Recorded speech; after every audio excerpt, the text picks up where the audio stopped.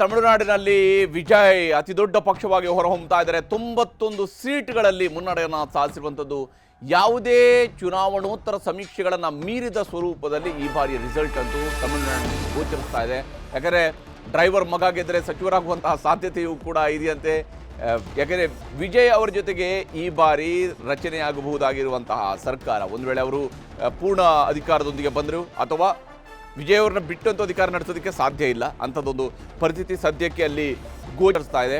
TVK ತೃತೀಯ ಶಕ್ತಿಯಾಗಿ ಅಲ್ಲ ಅಲ್ಲಿ ಈಗ ಅದರ ಏನು ಬಹಳ ದೊಡ್ಡ ಶಕ್ತಿಯಾಗಿ ಈಗ ಹೊರಹೊಮ್ಮಿರುವಂಥದ್ದು. ಮೊದಲ ಪ್ರಯತ್ನದಲ್ಲಿ ವಿಜಯ್ ನಂಬರ್ 1 ಪೊಸಿಷನ್ನಲ್ಲಿದ್ದಾರೆ. ಹೀಗಾಗಿ ವಿಜಯ್ ಅವ್ರಿಗೆ ಇದೇ ರಿಸಲ್ಟ್ ಆಗಿ ಕನ್ವರ್ಟ್ ಆಯಿತು ಅಂತ ಹೇಳಿ ಆದರೆ ಸಹಜವಾಗಿಯೇ ವಿಜಯ್ ಅವರು ಸರ್ಕಾರವನ್ನು ರಚನೆ ಮಾಡುವಂಥ ಅವಕಾಶಗಳು ಇದ್ದೇ ಇರ್ತವೆ. ಅವರ ಕಡೆಗೆ ಯಾರು ಬರ್ತಾರೆ ಅನ್ನುವಂಥದ್ದು ನಂತರ ನಿರ್ಧಾರ ಆಗ್ಬೋದು. ಆದರೆ ವಿಜಯ್ ಅವ್ರನ್ನ ಬಿಟ್ಟು ಯಾರು ಕೂಡ ಸರ್ಕಾರ ರಚಿಸೋದಕ್ಕೆ ಆಗೋದಿಲ್ಲ. ಅಲ್ಲಿಯ ಪರಿಸ್ಥಿತಿಯಲ್ಲಿ ಆಡಳಿತಾರೂಢ DMKಗೆ ಭಾರಿ ಮುಖಭಂಗ ಆಗಿದೆ. ಏನು DMK ಹೊರನೋಟಕ್ಕೆ ಎಲ್ಲವೂ ಕೂಡ ಚೆನ್ನಾಗಿತ್ತು. DMKಯ ಪರವಾಗಿ ಏನು ಅಲ್ಲಿಯ ಒಪಿನಿಯನ್ ಮೇಕರ್ಸ್ ಅಥವಾ ಬೇರೆ ಯಾರ್ಯಾರು ಮಾತಾಡ್ತಾ ಇದ್ರು ಅವರೆಲ್ಲರೂ ಕೂಡ DMK ಪರವಾಗಿ ಮಾತಾಡ್ತಾ ಇದ್ರು, ಇಲ್ಲ DMK ಬರುತ್ತೆ ಅಂತೇಳಿ. ಆದರೆ DMK ಗೆದ್ದಿದ್ದ 89 ಕ್ಷೇತ್ರಗಳಲ್ಲಿ TVK ಈ ಬಾರಿ ಮೇಲುಗೈಯನ್ನು ಸಾಧಿಸಿದೆ ಅಂತ ಹೇಳಿದರೆ ಯಾವ ಸ್ವರೂಪದಲ್ಲಿ TVK ಇಲ್ಲಿ ನೇರ ಹಣಾಹಣಿಯನ್ನು DMK ಜೊತೆ ಮಾಡಿದೆ. ಅಣ್ಣಾ DMK ಜೊತೆ ಸೇರಿ ಏನಾದರೂ ಸರ್ಕಾರವನ್ನು ರಚನೆ ಮಾಡ್ತಾರಾ, ಯಾವ ಸ್ವರೂಪದಲ್ಲಿ ಸರ್ಕಾರದ ರಚನೆ ಆಗಬಹುದು ಅನ್ನೋದರ ಬಗ್ಗೆಯೂ ಕೂಡ ಕುತೂಹಲ ಇದ್ದೇ ಇದೆ. ಆದರೆ ಒಟ್ಟು ನಾವು ತಮಿಳುನಾಡಿನ ಫಲಿತಾಂಶವನ್ನು ನೋಡ್ತಾ ಇದ್ವಿ. ಜನ ಜಾತಿ ಧರ್ಮ ಇವುಗಳನ್ನು ಬಿಟ್ಟು ಯೋಚನೆ ಮಾಡ್ತಾರೆ ಮತದಾನ ಮಾಡುವಂತಹ ಸಂದರ್ಭದಲ್ಲಿ. ಮತ್ತು ಆ ವ್ಯಕ್ತಿಯ ಜನಪ್ರಿಯತೆ ಮತ್ತು ಆ ವ್ಯಕ್ತಿಯ ಮೇಲಿರುವಂತಹ ನಿರೀಕ್ಷೆಗಳು ಬಹಳ ಮುಖ್ಯ ಆಗಿರುತ್ತೆ. ಇಲ್ಲಿ ವಿಜಯ್ ಅವರ ರೂಪದಲ್ಲಿ ಬಂದಿರುವಂಥದ್ದು ಅಂಥದ್ದೇ ಒಂದು ವಿಶ್ವಾಸ ಅಲ್ಲಿಯ ಮತದಾರರದ್ದು. ಏನು ವಿಸಿಲ್ ಹೊಡೆದ್ರು, ಆ ವಿಸಿಲ್ ಈಗ ಇಡೀ ತಮಿಳುನಾಡೇ ಹೊಡೆದಿದೆ. ವಿಜಯ್ ಹೊಡೆದಿರುವಂಥ ವಿಸಿಲ್ ಅಲ್ಲಿಗೆ ನಿಂತಿಲ್ಲ, ಅದು ಇಡೀ ತಮಿಳುನಾಡಿನಲ್ಲಿ ಪ್ರತಿಧ್ವನಿಸುವಂಗೆ ಆಗಿದೆ. ಈಗ 92 ಸೀಟ್ಗಳಲ್ಲಿ ಮುನ್ನಡೆಯನ್ನು ಸಾಧಿಸಿರುವಂಥದ್ದು. ಘಟಾನುಘಟಿ ಪಕ್ಷಗಳು, ಘಟಾನುಘಟಿ ನಾಯಕರುಗಳು, ಸುದೀರ್ಘ ರಾಜಕೀಯದ ಇತಿಹಾಸ ಹೊಂದಿರುವಂತಹ ಪಕ್ಷಗಳು, ಸುದೀರ್ಘ ರಾಜಕೀಯದ ಅನುಭವ ಹೊಂದಿರುವಂತಹ ನಾಯಕರುಗಳು, 5, 6, 7, 8 ಚುನಾವಣೆಗಳನ್ನು ಎದುರಿಸಿದಂತಹ ನಾಯಕರುಗಳು, ಇವರುಗಳನ್ನೆಲ್ಲ ಬದಿಗೆ ಸರಿಸಿ ನಾನು ಬಂದಿದ್ದೀನಿ, ನಾನು ಇಲ್ಲಿ ಆಳ್ವಿಕೆಯನ್ನು ನಡೆಸಬಲ್ಲೆ ಅಂತೇಳಿ ಈಗ ಹೊರಟಿದ್ದಾರೆ. ವಿಜಯ್ 92 ಸೀಟ್ಗಳಲ್ಲಿ ಮುನ್ನಡೆಯನ್ನು ಸಾಧಿಸಿದ್ದಾರೆ.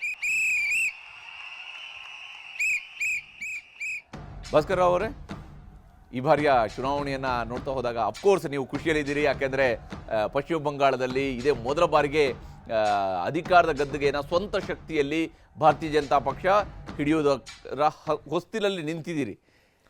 ಪಶ್ಚಿಮ ಬಂಗಾಳದ ಒಂದು ಬಗ್ಗೆ ನೀವು ಕ್ವಿಕ್ಕಾಗಿ ಹೇಳೋದಿದ್ರೆ 142 ಸೀಟ್ ಮ್ಯಾಜಿಕ್ ನಂಬರ್ನ ಇನ್ನೂ ಹತ್ತಿರದಲ್ಲೇ ಇದೆ. ಇದು ಕೇವಲ ಜನದ ಆಕ್ರೋಶ ಒಂದೇ ಅಲ್ಲ, ಇದು ಭಾರತೀಯ ಜನತಾ ಪಾರ್ಟಿ ಕೆಳ ಹಂತದಲ್ಲಿ ಬಹಳ ಕಷ್ಟಪಟ್ಟಿದೆ. ಹಿಂದೆ ವರ್ಷಗಟ್ಟಲೆ ಇಲ್ಲ. ಮತ್ತು ಪಶ್ಚಿಮ ಬಂಗಾಳದಲ್ಲಿ ಆಗಿರೋ ಚುನಾವಣೆ ಇದಲ್ಲ, it is not A political battle, it is A civilisational battle ಅಂತ ನಾವು ನೋಡ್ತೇವೆ. ಯಾವ ರೀತಿಯಾಗಿ ಸರ್ಕಾರ ಮೇಲೆ ಸರ್ಕಾರ ಪಶ್ಚಿಮ ಬಂಗಾಳದ ವರ್ಚಸ್ಸು ಕಡಿಮೆ ಮಾಡ್ತಾ ಹೋಗಿದಲ್ಲ, ಅದು ಏಕಾಏಕಿಯಾಗಿ ಈ ಶ್ರಮದಿಂದ BJP is going to bring back the glory of Amar Sonar Bangal ಅಥವಾ ವಿಕಸಿತ ಬೆಂಗಾಲ್ ಥರ.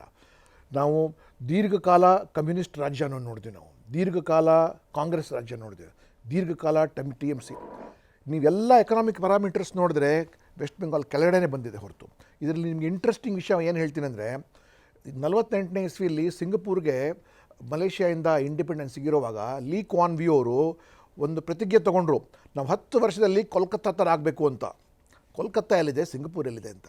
ಅಂದರೆ ಕಂಟಿನ್ಯೂಸ್ಲಿ ಲಾಸ್ಟ್ 50-60 ಇಯರ್ಸಿಂದ ಕೆಳಗೆ ಬಂದಿದೆ. ಈಗ ಜನರ ಮನಸ್ಸಲ್ಲಿ ಹೋಗಿದೆ. ಕೇವಲ ಒಂದು ಸನಾತನ ಒಂದೇ ಅಲ್ಲ, ಸನಾತನ ಇಸ್ ಅವರ್ ಪ್ಲ್ಯಾಟ್ಫಾರ್ಮ್, ಬಟ್ ಆದರೆ ಡೆವಲಪ್ಮೆಂಟ್. ಜನ ರಿಸಲ್ಟ್ಗೆ ಓಟ್ ಕೊಟ್ಟಿದ್ದಾರೆ. ಮತ್ತು ತಾವಿಬ್ಬರು ಹೇಳಿದ್ದು ಭಾಳ ಸತ್ಯ. ಘಟಾನುಘಟಿಗಳು ಏನು ನಾವೇ ಚುನಾವಣೆಗಳ ಸೋಲಿಲ್ಲದ ಸರ್ದಾರ್ಗಳಿದ್ದಾರಲ್ಲ, ಅವರೆಲ್ಲ ಕುಸಿದು ಬಿದ್ದೋಗಿದ್ದಾರೆ. ಯಾಕೆಂದರೆ finally development speaks and honesty speaks. ಜನರಿಗೆ ಅದು ಅರ್ಥ ಆಗಿದೆ.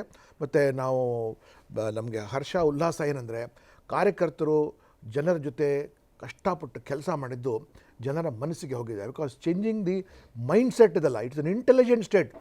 ಹೇಳ್ತಾರಲ್ಲ, what Bengal things today rest of India things tomorrow ಅಂತ ಹೇಳ್ತಾರಲ್ಲ, ಅಂಥ ರಾಜ್ಯದಲ್ಲಿ ಭಾರತೀಯ ಜನತಾ ಪಾರ್ಟಿಯನ್ನು ಸ್ವೀಕಾರ ಮಾಡಿ ನಮ್ಮ ಯೋಜನೆ, ನಮ್ಮ ನೀತಿಗಳ ಬಗ್ಗೆ ಅವರು ಒಂದು ಒಪ್ಪಿಗೆ ನೀಡಿದಾರಲ್ಲ, ಅದು ತಮಾಷೆ ಅಲ್ಲ. ಅತ್ಯಂತ ಬುದ್ಧಿವಂತ ರಾಜ್ಯ ಅದು. ನಮ್ಮಲ್ಲಿ ಕೆಲವು ಒಂದೆರಡು ರಾಜ್ಯಗಳಿಗೆ ತುಂಬ ಬುದ್ಧಿವಂತ ಜಿಲ್ಲೆಗಳಂತ ಹೇಳ್ತೀವಲ್ಲ ನಾವು, ಅದು ಇಡೀ ರಾಜ್ಯ ಇದಲ್ಲ. ಅದರದ್ದು ಮೋಸ್ಟ್ ಇಂಟ್ರೆಸ್ಟಿಂಗ್ ಅಂದರೆ ಹಿಮಾಲಯ ಪರ್ವತದಿಂದ ಹಿಡಿದು ಸಮುದ್ರ ತನಕ ಉದ್ದಕ್ಕಿರುವಂಥದ್ದು. ಸೊ ಅಷ್ಟು ಇರುವಂಥದ್ರಲ್ಲಿ ನಿಜವಾಗ್ಲೂ ಕಾಂಬಿನೇಷನ್ ಆಫ್ ಫ್ಯಾಕ್ಟರ್ಸ್. ನಾವು ಮುಂದೆ ಒಳ್ಳೆಯ ದಿನಗಳ ಬೆಂಗಾಲ್ಗೆ ಇದೆ. ಯಾಕೆಂದರೆ ವಿಕಸಿತ ಬೆಂಗಾಲ್ ಕಡೆ ನಾವು ಹೋಗ್ತಾ ಇದ್ವಿ. ಇಲ್ಲಿ ಕಳೆದ 60 ವರ್ಷದ ದುರಾಡಳಿತ ಇದೆಲ್ಲ ಕೊನೆಗೆ ಕೆಳಗೆ ಬಂದಿದೆ. ಮತ್ತು ವಿಶೇಷವಾಗಿ ಈ ಕಳೆದ 15 ವರ್ಷದ ದುರಾಡಳಿತ ಮಮತಾ ಬ್ಯಾನರ್ಜಿಯವರು ಇತ್ತಲ್ಲ, ವೇರ್ ಗೂಂಡಾಯಿಸಮ್ಗೆ ಮತ್ತು ಬಾಂಗ್ಲಾದೇಶಿಗಳಿಗೆ ಒಂದು ಓಪನ್ ಹ್ಯಾಂಡ್ ಕೊಟ್ಬಿಟ್ಟಿದ್ರಲ್ಲ, ಇದು ಇಡೀ ದೇಶಕ್ಕೆ. ಏನಾದರೂ TMC ಗೆದ್ದಿದ್ರೆ ಕೇವಲ ಬೆಂಗಾಲ್ಗೆ ಒಂದೇ ಅಲ್ಲ, ಇಡೀ ದೇಶಕ್ಕೆ ಕೆಟ್ಟದಾಗಿರೋದು. ಎಷ್ಟು ಮಟ್ಟಿಗೆ ನೀವು ನೋಡಿ, ಅವರ ಇಂಡೋ ಬಾಂಗ್ಲಾದೇಶ್ ಬಾರ್ಡರಿಂದ ಇನ್ಫಿಲ್ಟ್ರೇಷನ್ಗೆ ಅವ್ರು ಅಲೋ ಮಾಡಿದ್ದಾರೆ. ಅವರು ಹೇಳ್ತಾರಲ್ಲ ಅವ್ರ ಕಾರ್ಯಕರ್ತರು, ಹೌದು ನಾನು ಬಾಂಗ್ಲಾದೇಶಿ, ಮೈ ಬಂಗಾಲ್ ಕಾ ಹೂँ, ಬಾಂಗ್ಲಾದೇಶಿ ಮೇರಾ ಬಾತ್ ಸುನು ಅಂತ ಕುರ್ಚಿ ಹಾಕ್ಕೊಂಡು ಕಾಲ ಮೇಲೆ ಕಾಲು ಹಾಕ್ಕೊಂಡು ಯಾರು ಎಲ್ಲಿ ಓಟ್ ಹಾಕಬೇಕು ಅಂತ ಆ ಮಟ್ಟಕ್ಕೆ ಅಲ್ಲಿ ಹೋಗಿದ್ದು.